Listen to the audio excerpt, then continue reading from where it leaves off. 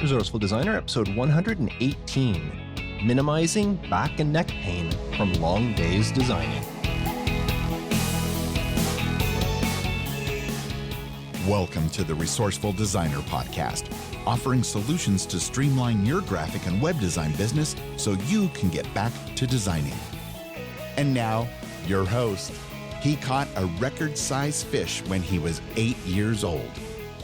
Mark Dickhout. Welcome to the podcast. Thank you so much for pressing play today. I do really appreciate it. And I appreciate you for tuning in. Now, I want to welcome everybody who's new to the podcast. I had a lot of people reach out recently on Facebook or that saying that they just recently discovered the podcast. So welcome on board. And I also want to thank the various places that have listed Resourceful Designer as one of the go-to or best podcasts in the design space to listen to. There was another one that just came out this week from designroast.org, where I was listed as one of the 6 best design podcasts to listen to in 2018. So thank you for everybody who has included me and thinks that Resourceful Designer merits to be listed amongst some of the great design podcasts out there. Now, I'm having a great week so far, have some interesting projects to work on.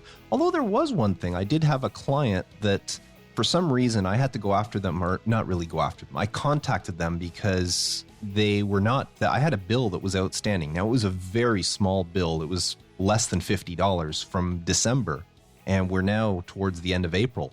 And I had let it go because this is a long-time client. They're a good client, and I knew I had a huge project I was about to invoice them on. But when I sent the invoice, and I mentioned, the thing is with this, I have to send invoices to their head office, and the person I'm dealing with is not at the head office. So I mentioned to her that, I sent the invoice off to head office today. And by the way, there was an invoice that I had sent them in December that never got paid. So she inquired about it, and for some reason, they claimed they had never got my first invoice, and they also said they have not received the invoice I just sent them. So this was a whole new setup. Before, I used to send the invoices to my contact person, and then she would send them off to head office. And then I was contacted by head office, told to send them directly to them. But anyways, now we're going to go back to the old method. And I'm hoping that I'm getting my pay soon. So I'm not worried about the under $50 one, but the other one was a couple of $1,000s that I just sent. And I don't want to sit on that one for a few months. So, but it's all part of doing business. Sometimes it's just tracking down the money that's owed you. So that's how my week's going so far. Now, I'd like to start off like I do most podcasts with a resource of the week.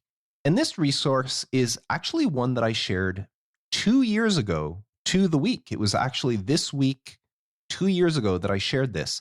And it's one that Gretchen actually reached out to me this week. And she says, Mark, I've found a great resource for the podcast, and it's Wordmark IT, the website. And Gretchen reached out and said, this is a great resource. And I looked at it and I says, this sounds familiar. And sure enough, it was something that I had bookmarked and something that I had actually shared. And I had actually used it quite a bit after I discovered it. But for some reason, and I don't know why, it fell to the wayside and I completely forgot about it. At some point, I just stopped using it or whatever. But if you're curious, what Wordmark.it is a website that allows you to sample all the fonts that you have installed on your computer. And this is so useful. What you do is whatever fonts you have installed, and it works with things like I have Suitcase, so whatever fonts I have enabled in Suitcase, then I go to Wordmark.it. You can type in a simple phrase or a couple of words or whatever you want, and when you click the button, it will display whatever you typed in all the fonts that you currently have installed on your computer. So it's not like you're going through these libraries or what fonts would be good, and then now I have to see if I can get those fonts. These are the actual fonts that you have on your computer, and you can look and say, okay, well, I like this one or that one or this one, and there's some filters that you can use. So it's a great resource, and I had been using it on a regular basis. And as I said, I don't know what happened, but for some reason I stopped using it. And so now, Gretchen, thank you very much for reminding it. I've put it front of mind again, and I'm going to start using it again. And I think it's something that you would enjoy. So please check it out. Once again, that website is wordmark.it. And now on to today's main topic, minimizing back and neck pain from long days designing. Now, the other day at dinner, my wife was telling me about the day she had at work. Like we always do, we share at the end of the day, how our days went. And she was telling me about a presentation that she attended that was put on by work, or her work had somebody come in to give a presentation. This was an occupational therapist that came in. And the presentation was all about ways to minimize back and neck strain that could happen from people that sit in front of a computer all day. Now, she described some of the stuff, and I thought, oh, this sounds kind of interesting, but it didn't go any further than that. And then we discussed other things about the day and our kids and whatever, and, normal dinner conversation. But then the next morning at breakfast, after my wife had left, I was sitting down eating my bowl of Cheerios, and I noticed that she had left the presentation handouts, the papers that she had received from this presentation. And they consisted of a couple of, not necessarily flyers, just 8.5 by 11 sheets with some information on them, as well as printouts of the slides that the person had used.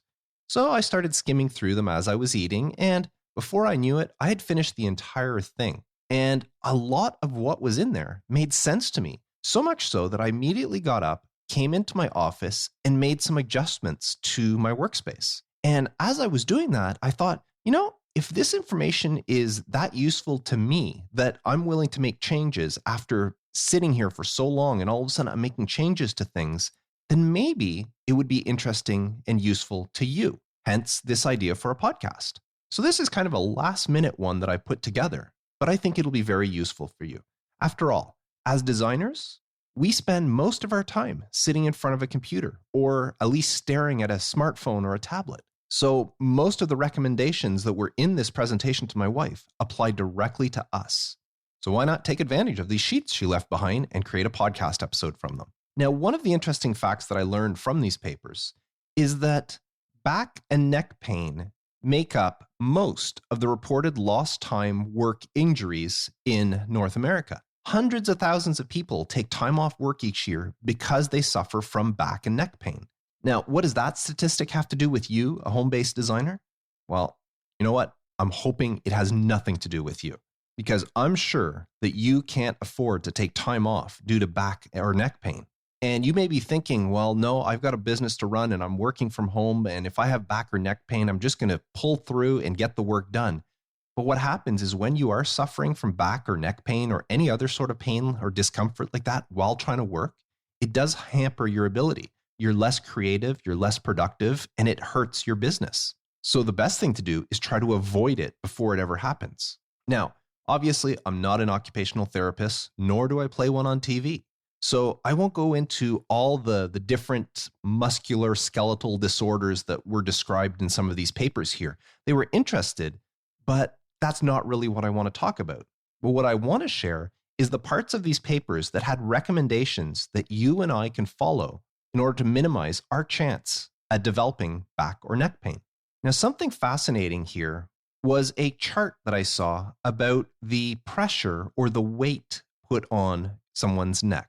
Now, let me ask you, have you ever looked at your phone for an extended period of time to the point where you started getting a sore neck? Maybe you're looking at Facebook or Instagram or watching YouTube videos or whatever. I know myself, I play games from time to time. I'm not a big gamer on the phone, but every once in a while I'll find a game, and I won't say I become obsessed, although my wife will say I become obsessed, but I tend to play it a lot because I don't go through a lot of different games, but every once in a while I'll find one.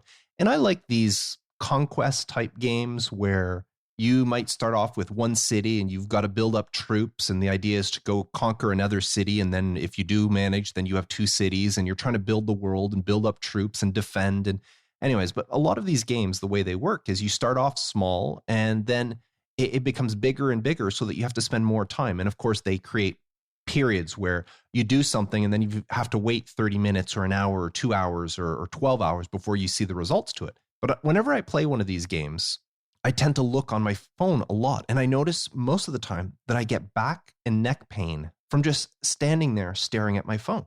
Now, I never thought much of it until reading these papers that my wife left. And do you know how much strain is put on your spine and your neck when you tilt your head down to look at your phone? I was floored by it.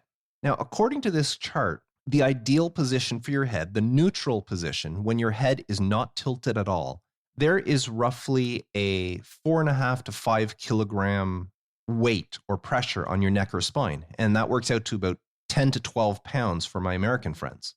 Now, in order to maintain this position, this neutral position, you would have to hold your phone up at roughly about chin level. So if you held your phone up to be about chin level or higher, where you don't have to tilt your neck, that's neutral position.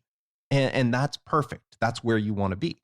But as you start to drop your phone and your neck bends, like say, for example, if you drop your phone down to maybe your shoulder level or collar level, the strain on your neck will increase to 12 and a quarter kilograms or 27 pounds. You drop your phone a little bit more till it's about chest level and you're bending your neck. Now, obviously, yes, you can just tilt your eyes down, but I'm talking about if you actually bend your neck.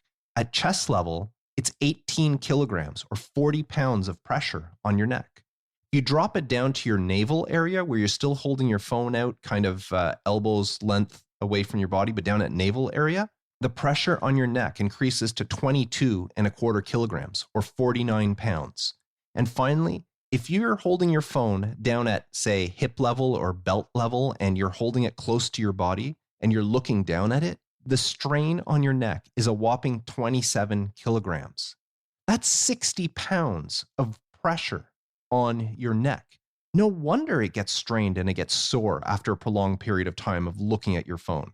Now, there are similar findings for pressure on your spine depending on the angle of your back while you're sitting in your chair, but I'm not going to get into that. I just want to share some of the stuff about your neck and how I couldn't believe that all those times I spent playing my game, standing maybe in my kitchen or in my living room and staring down at my phone, that I was putting that much pressure. 27 kilograms, 60 pounds worth of pressure. Now, obviously, that doesn't mean you've got 60 pounds there, but the strain that's put on your neck is the equivalent of 60 pounds or 27 kilogram. So, wow, I couldn't believe that. Now, let's get talking about your workstation, because that's what this topic is about, is to prevent us as designers from developing those back and neck pains. And I want to start off with your chair.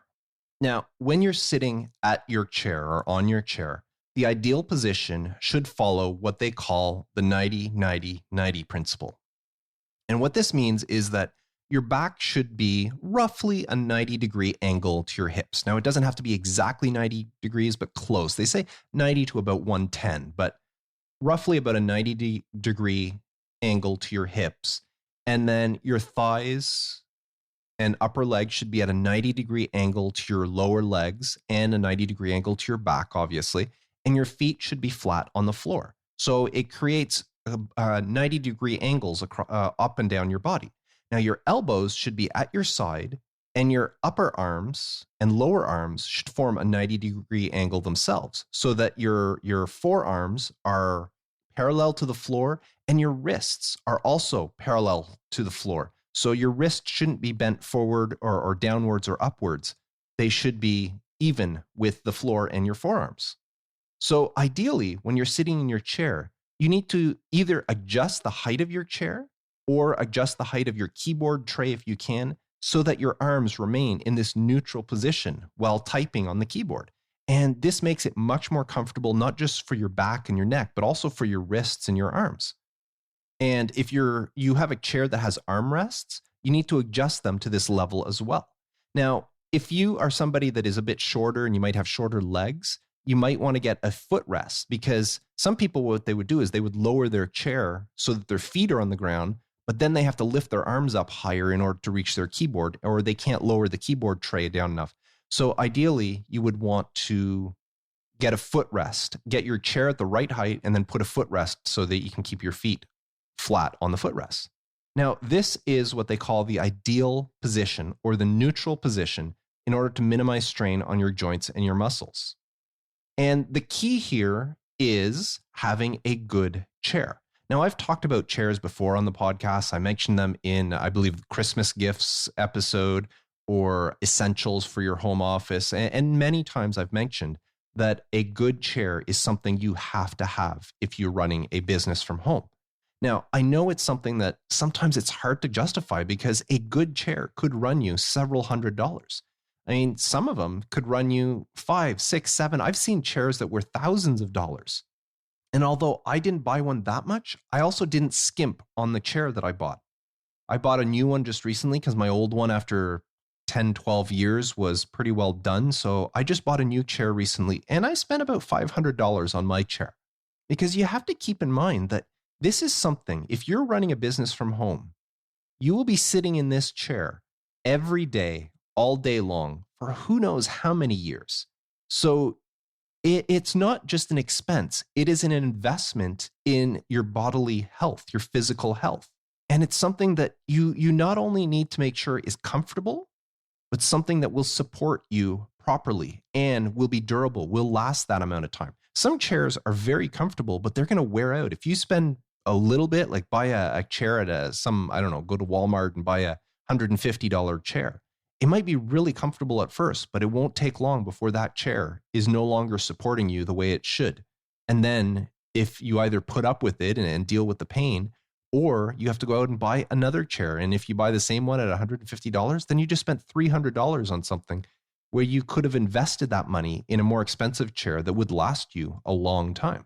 So next to your computer and that, the chair should be one of your bigger expenses in the office. Now, just to touch on chairs here, I know some people like these fancy kneeling chairs or yoga balls or some balance chairs. I've seen chairs that only have one leg and all these different things. You know, they're fun and they're interesting. They're good conversation starters. But the problem with those chairs is they are only good short periods of time. Yes, they will all say, oh, these are great for this and that. And it's true. A kneeling chair does have its merits. So does a yoga type ball where you're sitting on one of those. But the problem is they're only good for short durations. A kneeling chair over time will create strain on both your knees and your hips because of the way it's formed. It may seem comfortable, but it is creating extra pressure. And the yoga ball is great for your posture and all of that. But the problem is most people can't maintain the proper position to sit on a yoga ball for more than 15, maybe 30 minutes. Then after a while, they'll start to lose the concentration required.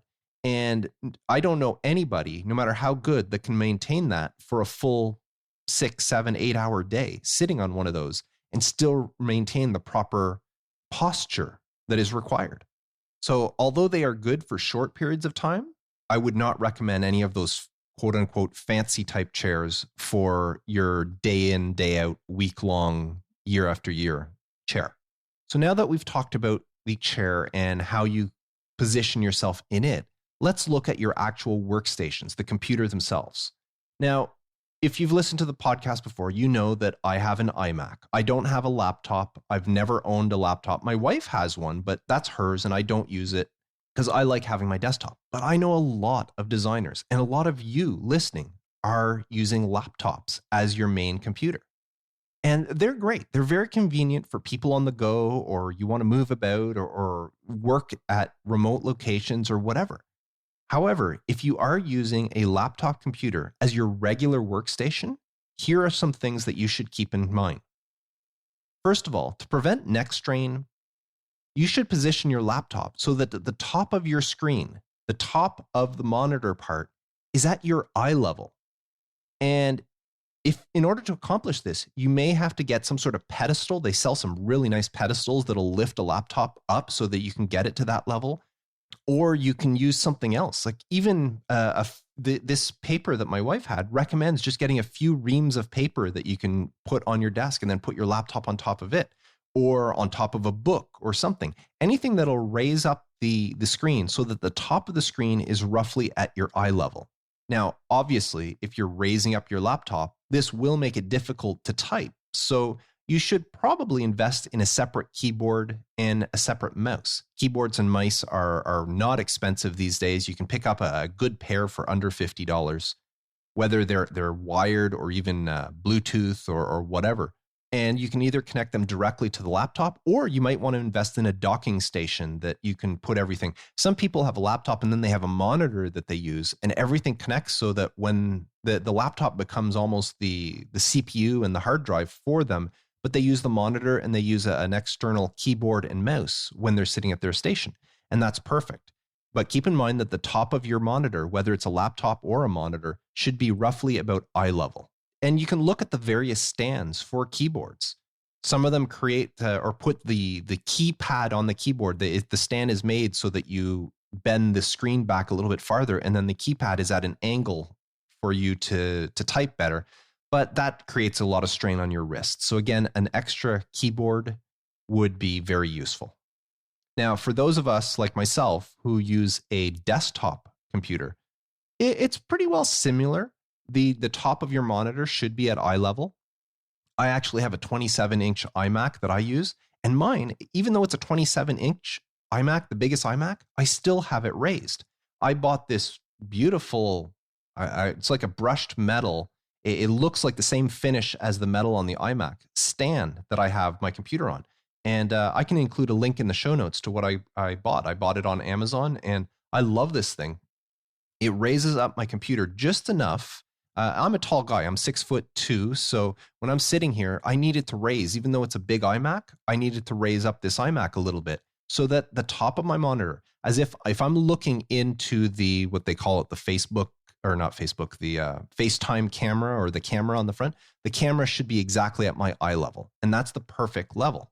Now, ideally, your monitor should be at arm length away, meaning that you should be able to sit comfortably in your chair with your back against the back of your chair, fully extend your arm out and touch the monitor if you can, or be very close to touching your monitor. Now, if need be, if your eyesight is a little bit weaker or that, you can adjust the resolution on your monitor or the magnification so that everything is easily readable. Do that instead of trying to get closer to the monitor. Now, for anybody who uses tablets, now whether you use it on a regular basis or you use it in conjunction with your computer, and when I say tablets, I might mean an iPad or Microsoft Surface or even a drawing tablet like a Wacom or something like that, there are special stands that you can get, or some may even call them easels that you can get to hold your tablet at the proper position to minimize your neck strain. Now, for some people that are using it for drawing purposes or lettering or that sort of stuff, it might not be the easiest thing to do at that level.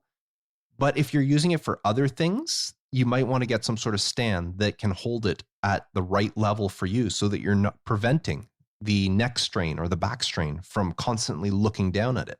And finally, I want to talk about standing desks, which are great. They're a big rage. A lot of people. I don't have a standing desk, but I have my keyboard tray is the type that I can actually raise it up to a standing position. And I do that from time to time. Now, the problem is because my whole desk doesn't raise, when I'm in a standing position, then it does create a little bit more strain on my neck because I'm looking down at my computer because my computer is not actually raising up. It's just my keyboard that is. But every once in a while, I'll do that. If I'm feeling something in my back, I'll just stand up, especially if it's a time that I really can't stop working. I'll just stand up, raise my keyboard, and keep working for a little bit like that before sitting down again. But if you are somebody that uses a standing desk, it's recommended that you get some sort of footstool or something to raise a foot. If you're just standing on both legs, it's creating a little bit of strain on your back. But simply by raising one foot, and you can alternate back and forth, by raising one foot, it actually relieves some of the stress on your back. So you get just something to raise it up so that your leg is not at a 90-degree, but maybe a 45-degree angle. And if you get something, whether it's a crate, a book, or actually purchase some sort of footrest, and then alternate as you're standing, you put one foot on it and the other, and you can retain your balance that way, but it reduces the stress on your back. So those are the pointers I wanted to share. Now, overall, the idea here is to try to use a neutral position when you're working. And I know a lot of what I've told you sounds like common sense. You're saying, well, Mark, you really didn't tell me anything I didn't know. I know all this stuff. But the fact of the matter is we don't always follow what common sense tells us. After all, I came and made some adjustments after reading these papers that my wife left behind. I adjusted my chair. I adjusted my keyboard tray a little bit. Not a lot, but just enough. And you know what? In the 2 days since I've done this, I've already noticed some differences. So take the time and just review. Maybe everything is set up right for you, but maybe it's not. And these fine adjustments, these little details might help you and prevent the strain where you're getting up at the end of the day and it takes you, 20, 30 seconds before you can straighten out properly because you've been sitting all that time. And then you feel the pressure in your back or your neck. I know I've felt it. So anything I can do to prevent it is a good thing in my book. Now, finally, before I end this topic, I want to say, don't forget to stretch. That's a big thing when it comes to all of this. If you're sitting in your computer all day, that is not healthy. Set yourself a reminder, whether it's on your phone, on your computer, on whatever. Get out of your chair. At least once an hour is recommended. And when I say get out of the chair, all that means is get up, stretch a little bit, stand, maybe move around, go look out the windows because you got to stretch your eyes. A lot of times they say just 20 seconds of looking at something that's about 20 feet away or more, and then get back. So it could just be a 30-second break. You don't have to go take a break, walk around the block or anything like that, although I highly recommend it if you can. But just getting up for about 20, 30 seconds, looking around, looking away from your monitor, stretching, moving your arms and your legs a little bit, and then sit back down and get at it. So don't forget to stretch because it's so important. Because remember, your body is made to move, so don't let it seize up. And that's what I wanted to talk about today. Now, what have you done to minimize your back and neck pain? Have you invested in an expensive chair? Have you made any ergonomic changes to your workplace or your work method? I would love to know. Please leave me a comment by visiting resourcefuldesigner.com/episode 118. And now, this week's question of the week. This week's question comes in from Chris. And Chris says, I'm a young kid, 16 years old, and I would like to do some volunteer work for graphic design. I have a small portfolio of personal projects, and I've practiced graphic design for the last 4 years, and I'm ready to delve into client work. How would you recommend finding volunteer graphic design work for a young student? Well, thank you very much for your question, Chris. Now, you are in an interesting position because you have a lot of opportunity in order to do this, and especially at your age. A lot of people will offer you the volunteer work a chance, more so than an adult that was doing the same thing. If somebody that was older that was trying to get some work for their portfolio, people kind of, they want free work, and that's what volunteer work is working for free. But a lot of times they will look and go, well, what's in it for them? Why are they doing this for free? But being at your age, a lot of them won't even think that. So in your case, I presume 16 years old, you're still in school. School is a perfect opportunity. There's always stuff going on, whether it's a school dance or a school event. Maybe there's a track meet or even a game. I don't know where you are. Maybe there's football, basketball, hockey, whatever sport. Not you can approach whatever committees and say, can I design a poster for it? Can I design, I don't know, a flyer, anything? Ask them.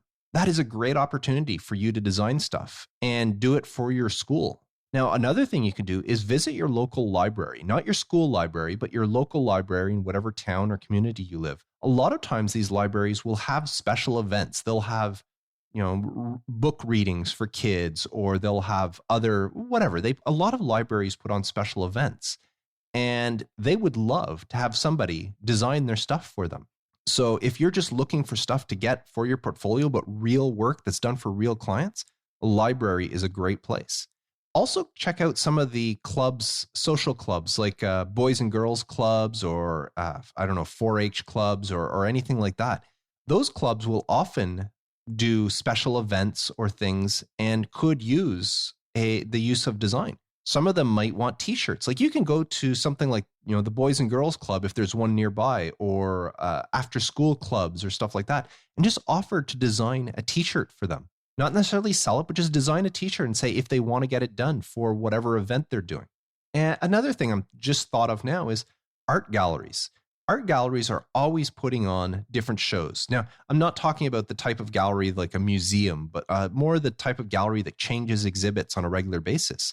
Well, ask them if you can design their next postcard or flyer or even email that they're going to send out. If you can design something for it.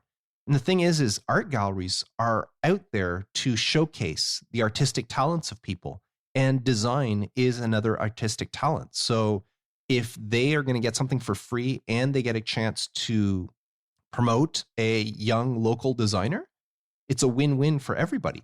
And the thing is make sure you let these places know, whether you go to the school, the library, any sort of social clubs or an art gallery or anything like that, let them know that it's okay if they don't use it. You would like to design something for them, and if they like it, they can use it, but it's okay if they don't. Don't make them feel that if you design something for them and they don't like it, that now we're forced to use it. Let them know that you would like the opportunity to design something for a real client, but they are under no obligation to actually use it. But just look around your community where you are. There's all sorts of stuff like this. I would refrain from going to businesses just because a business should be capable of paying for a designer. Businesses, municipalities, like if your city is putting on an event or something like that, like those are just the type of things that I would not go for, because a lot of these events, even though they say they're nonprofit, they do have the budget to pay for design. But some of the social clubs, as I said, the Boys and Girls Club, the 4-H Club, Big Brothers, Big Sisters, or anything that supports the community, those sort of things would be perfect for you to go after. So I hope that helps you, Chris. I'd love a follow-up, find out what sort of things you've managed to get, what sort of jobs you've managed to pick up volunteer-wise. So send me an email whenever it does happen. Now, I haven't checked everything, but I think Chris's question might be one of my last. So if you have a question you'd like me to answer on a future episode of the podcast, I would love to get it. Please visit resourcefuldesigner.com/feedback and submit your question for consideration. Now, I received another great iTunes review this week, and this one comes from MVTT Cult in the USA. I presume that's Matt because he signs it at the end, Matt. So it says MVTT, but I presume the V is just an inverted A. So Matt Cult from the USA, and this review says, Lifechanging. Hey, Mark, I just wanted to thank you for making such a great podcast. One might say a life-changing podcast. So I started your podcast a few months back and got hooked immediately. I've been doing graphic design for about 11 years now, but I always just as a hobby and at a few local print shops. I've always wanted to make graphic design a career, but never knew how to run a graphic design business.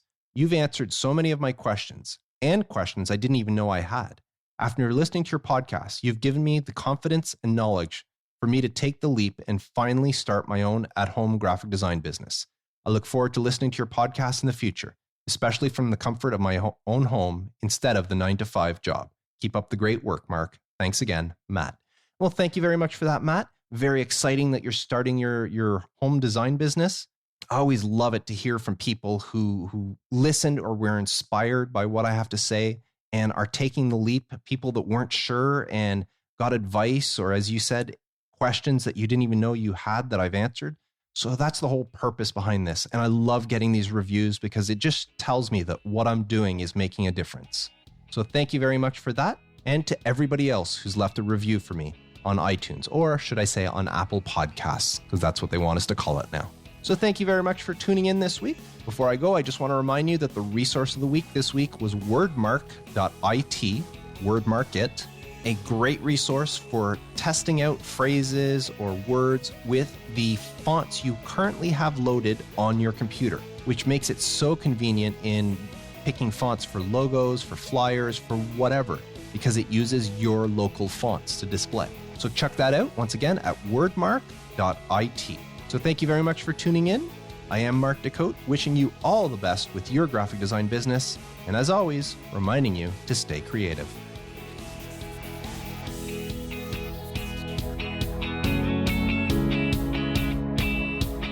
Thanks for listening to the Resourceful Designer Podcast at resourcefuldesigner.com.